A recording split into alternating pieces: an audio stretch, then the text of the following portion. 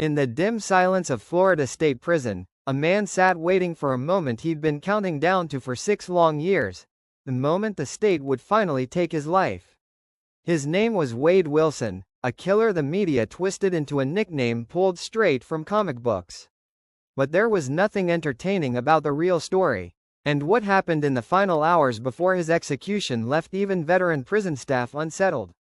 Because while most inmates break down when the clock begins its final countdown, Wilson didn't scream, cry, or beg. He didn't even flinch. Instead, he waited with the kind of cold stillness that made everyone around him wonder whether they were looking at a man, or the empty shell of someone who'd stopped being human long before the execution ever began. And long before sunrise, that unnerving behavior would reveal something no one expected. The moment the guards stopped in front of his cell, everything shifted. For years, Wade Wilson had lived in the bleak rhythm of death row, but today wasn't routine. Today, he was being moved to the place every inmate fears most, the death watch cell, a room just steps away from where his life would end. When the door opened, Wilson didn't resist. No shaking hands, no frantic questions. He simply stood and waited to be cuffed, the same way someone might wait for a doctor to call their name. Other inmates had needed teams of officers dragging them through the halls. Wilson walked on his own, eyes fixed forward, as if nothing happening around him mattered anymore. Death Watch isn't just a transfer. It's the moment the reality becomes impossible to ignore.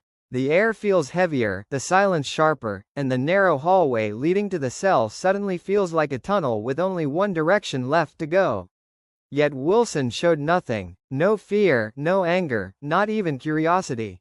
Just the cold, distant stare of a man who had already accepted the ending long before this day arrived.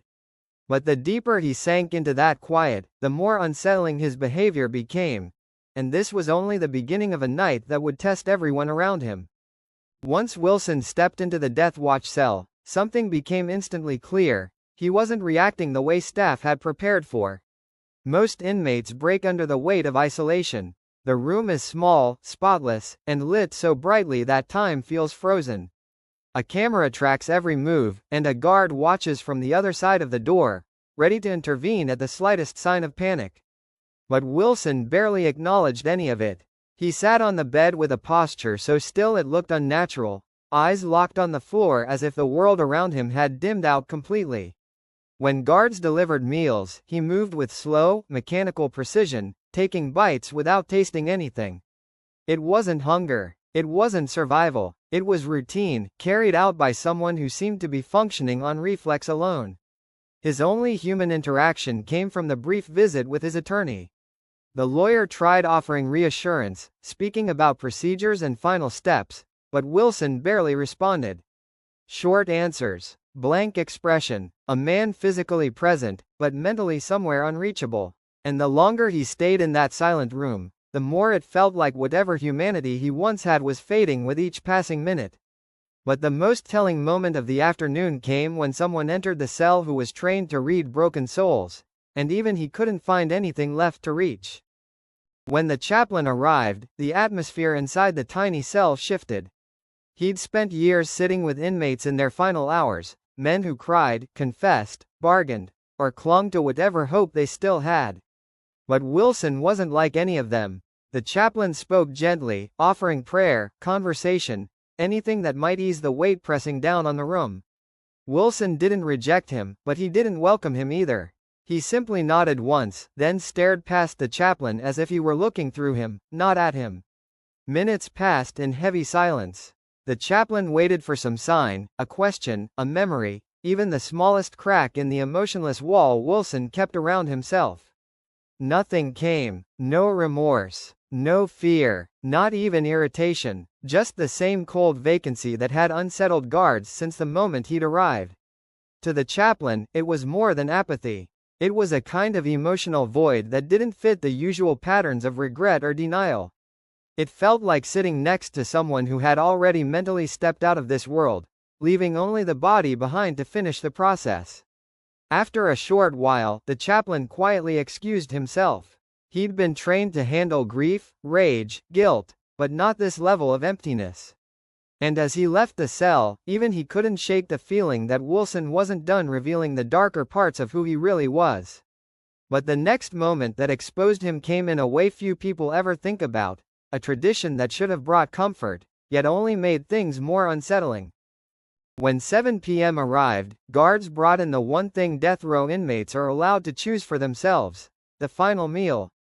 For some, it's a moment of comfort, the last fragment of control in a place built to strip it away. But Wilson's choice revealed something different. He asked for a cheeseburger, fries, and a chocolate milkshake. Simple, ordinary, almost too ordinary for someone hours away from his execution. Yet when the tray slid onto the table, he barely acknowledged it.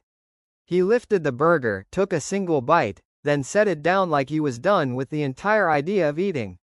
There was no savoring, no hesitation, no moment of reflection. Just indifference. Psychologists say that when the end feels close, appetite is usually the first thing to vanish.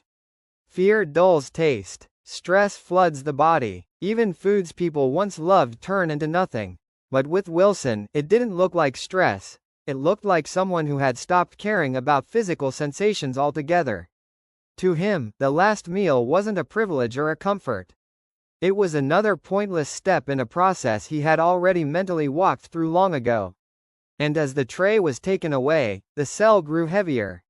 Night was settling in, and with it came the part of the final 24 hours that breaks most inmates, the long, sleepless stretch where time stops feeling real.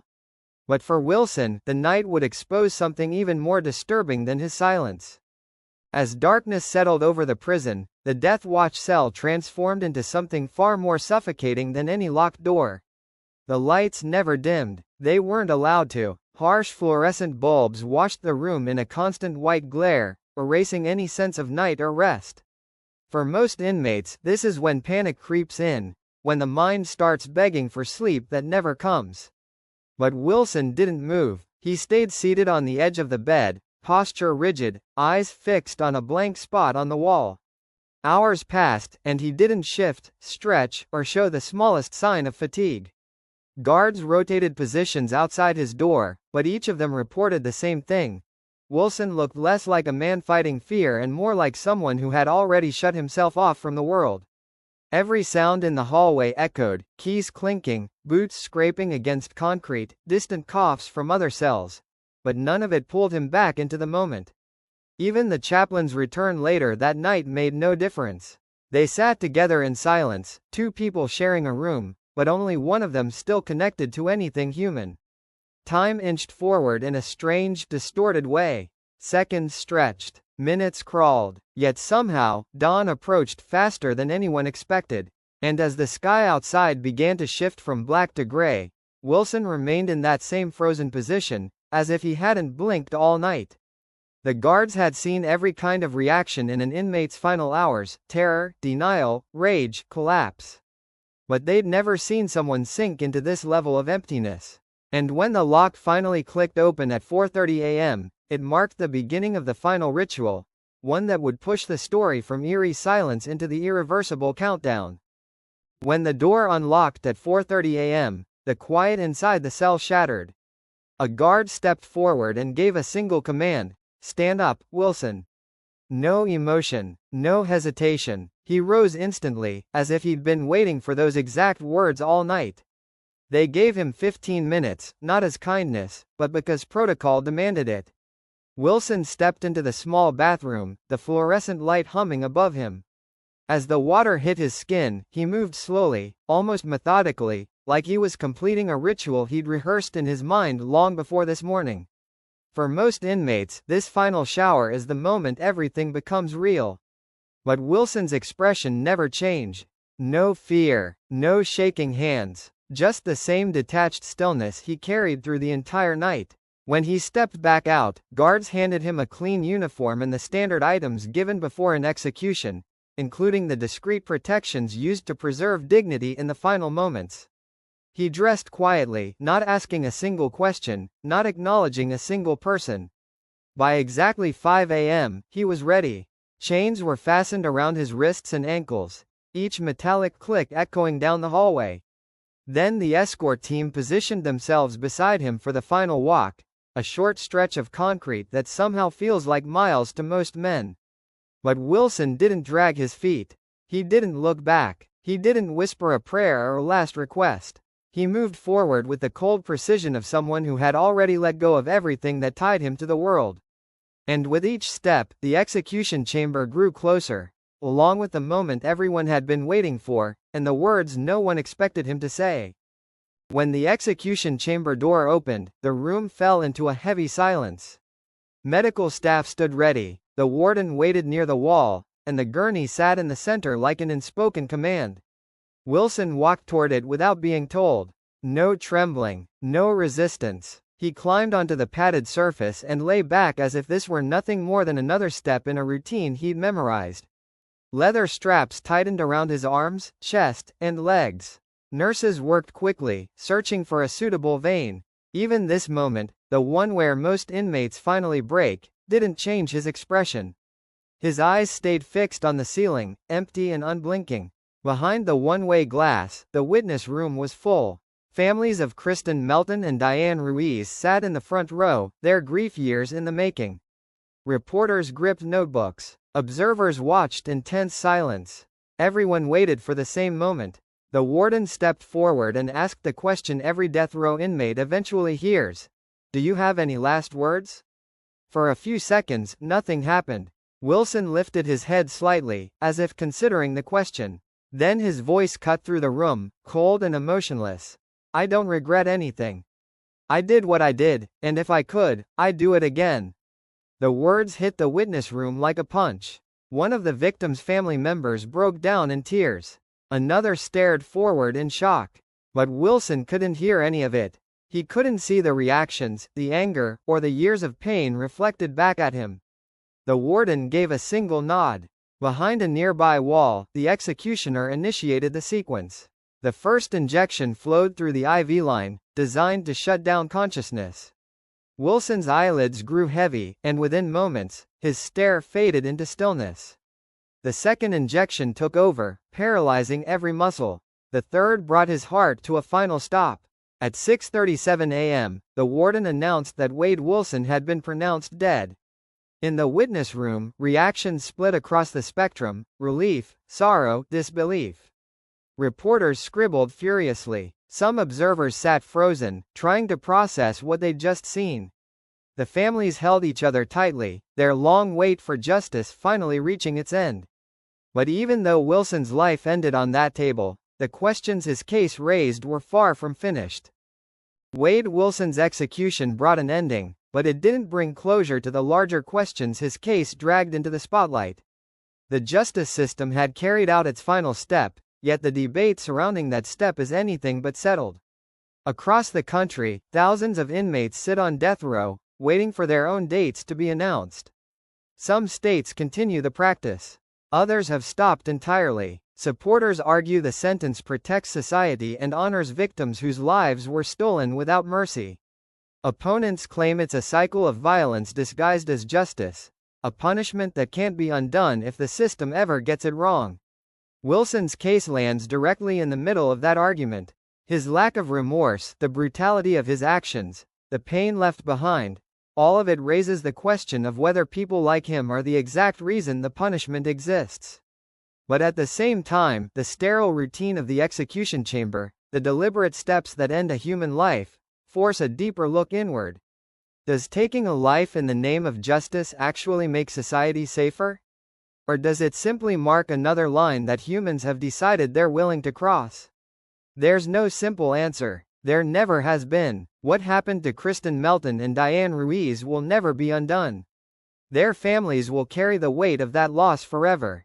And now, Wade Wilson, too, is gone, leaving behind a story that doesn't close neatly, but lingers in the air, asking every listener to decide what justice truly means.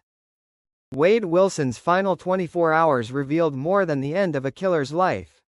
They exposed the uncomfortable reality of a system built on punishment, pain, and the hope for justice in a world that rarely delivers clean answers. His cold silence, his lack of remorse, the long night under fluorescent lights, all of it forces us to confront a question most people would rather avoid: When justice looks like this, is it truly justice, or something far more complicated? What happened to Kristen Melton and Diane Ruiz will forever remain a tragedy that no sentence, no verdict, and no execution could ever repair. And yet, society continues searching for a way to make sense of acts that defy understanding. Wilson's death didn't end that search. It only highlighted the fragile line between holding someone accountable and becoming part of a cycle with no real ending. In the end, the story of Wade Wilson isn't just about a killer's last day. It's about the world that had to decide how to deal with him, and the moral questions that still linger long after the chamber door closes.